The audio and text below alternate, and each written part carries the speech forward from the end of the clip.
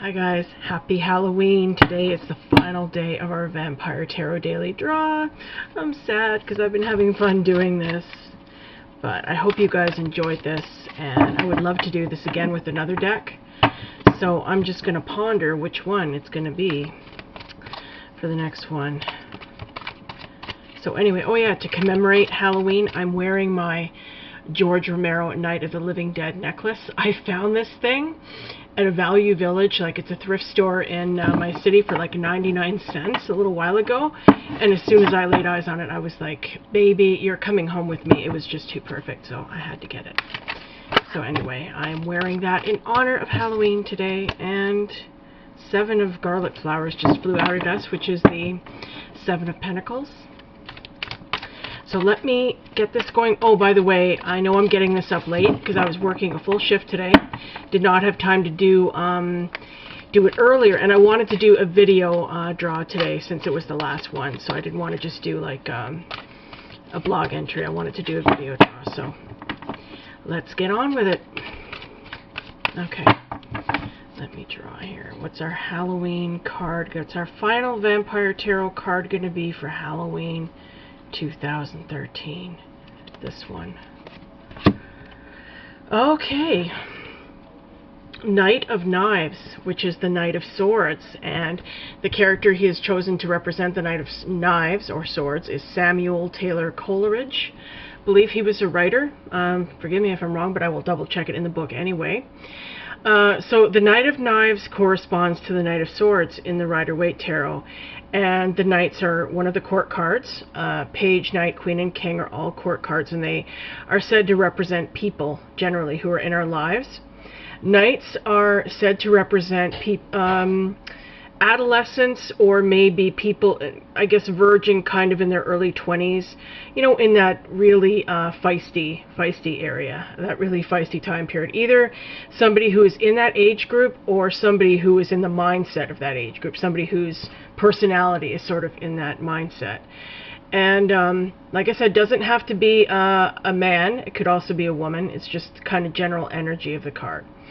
And knives, which are also swords, correspond to attitudes, beliefs, thoughts, the way we communicate. And the Knight of Swords, or the Knight of Knives in this case, is somebody who can be quite impetuous, somebody who can be quick with his words, somebody who maybe thinks before he speaks, somebody who might not have the greatest communication skills, who might be a little hot-headed, somebody who loves a great debate, somebody who loves to joust with other people mentally or about certain issues or concepts. So let us see what the Vampire Tarot book has to say about this card. Knives, we're looking for knives, come on, okay. The Knave of Knives, okay, here we go. The nightmare of life and death, although never called a vampire by her creator, Samuel Taylor Coleridge, is the first vampire to appear in English literature. She makes her appearance in Coleridge's poem The Rime of the Ancient Mariner, in which a seaman unwisely kills an albatross who is leading his ship away from the South Pole. As punishment for this attack on nature, the ship becomes stranded on the sea without a wind. Next, a ghost ship comes alongside with a crew of only 2, Death and the lady who is the nightmare of life and death.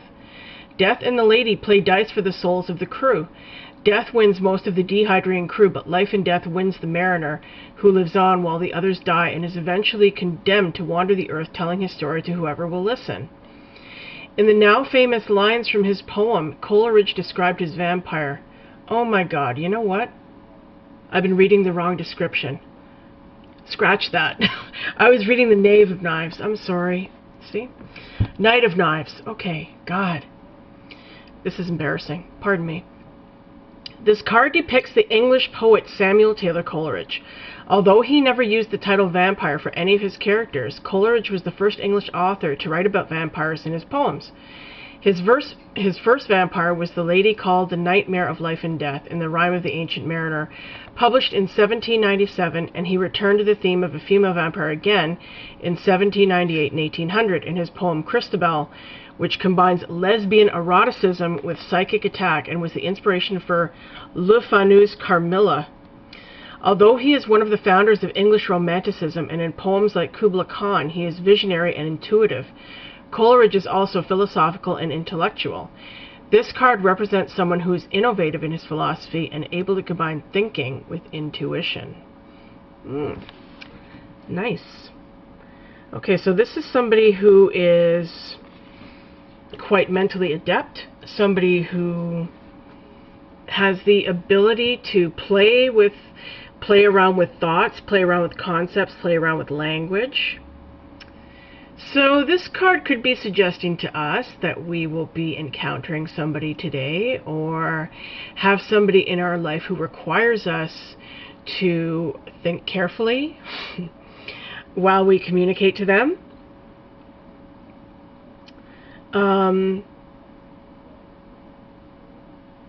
Boy, I'm at a loss for words here. Let me look at the card. Yeah, this guy is quite fancy. See, he's wearing his fancy dress. He's got, I don't know what you call those things, ascots, I guess you call them. This guy is somebody who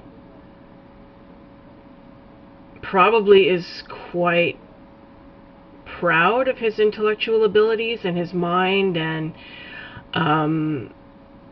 somebody who it would be quite stimulating to have a discussion with, or to have a debate with. So yeah, this card could be saying we're going to meet somebody like this today, or we have somebody in our life who brings up a great conversation, or brings up some great ideas, or throws some ideas at us that maybe we weren't expecting or we haven't thought about before. So this guy seems like quite the fascinating character, and yeah, so enjoy your sparring or your stimulating conversation with him, or communication with him. Okay, so that's it, you guys. I hope you enjoyed this series, and like I said, I'm probably going to do another one like this again with another deck. I just have to decide which one it is. Okay, thanks a lot, you guys, and I will see you later. Happy Halloween. Okay, bye.